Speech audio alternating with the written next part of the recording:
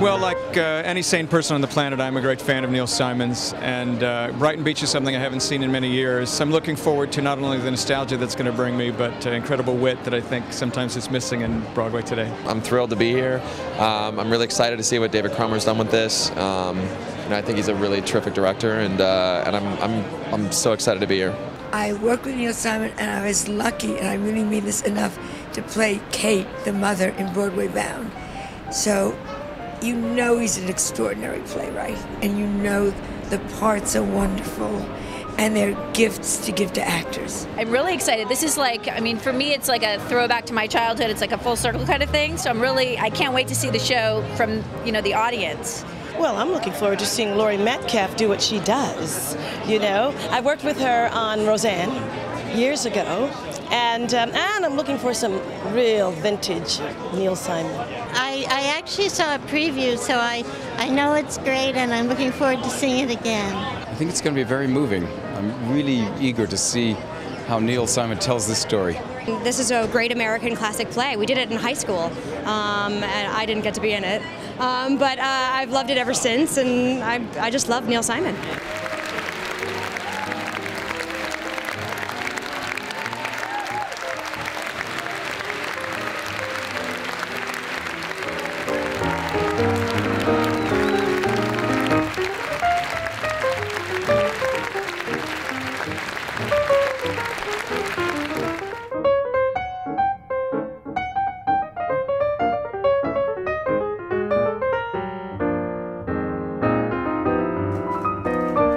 I feel stunned, happily stunned. It's a perfect combination of shock and elation. I don't even know if this is happening right now.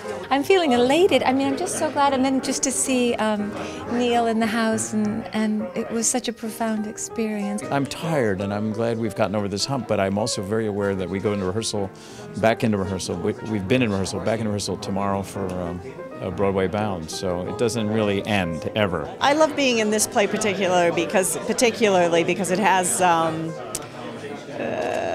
you get to have, you know that there's going to be the comedy there, but I think that the drama sneaks up on you. Even though Eugene doesn't love being a member of this family, I do, because they're in a way, they're the family we've all had. Even though it takes place in 1937 and they're Jews and they're from Brooklyn, everyone who comes to see the show, will see themselves on the stage. I feel like it's very similar to my family, and that we know that we love each other, and we're not all that comfortable talking about it, and we don't talk about it.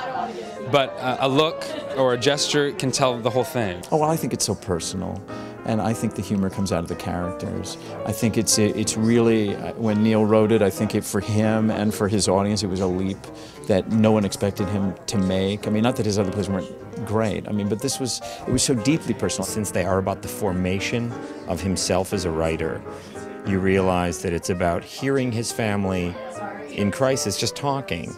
And in his mind, the rhythms of it were so hilarious that he had to write them down. But the reality of what the family was dealing with was quite serious. Well, Neil Simon is Eugene. He's got that quick humor still. At 82, he's so witty, so funny. Well, he would come in a lot with rewrites, and you would sort of feel like you were in this, you were working with him. It wasn't just him giving you the lines. You were really, it was sort of like it was a big collaboration, and you feel so lucky to know that you worked with Neil Simon. You didn't just work for him, you worked with him, and that's been the biggest thrill for me. He's been so helpful to us. He sat in the room on a wooden chair and watched us for hours and hours and hours, and he didn't have to do that, and he's been so patient with us and informative in describing, his family.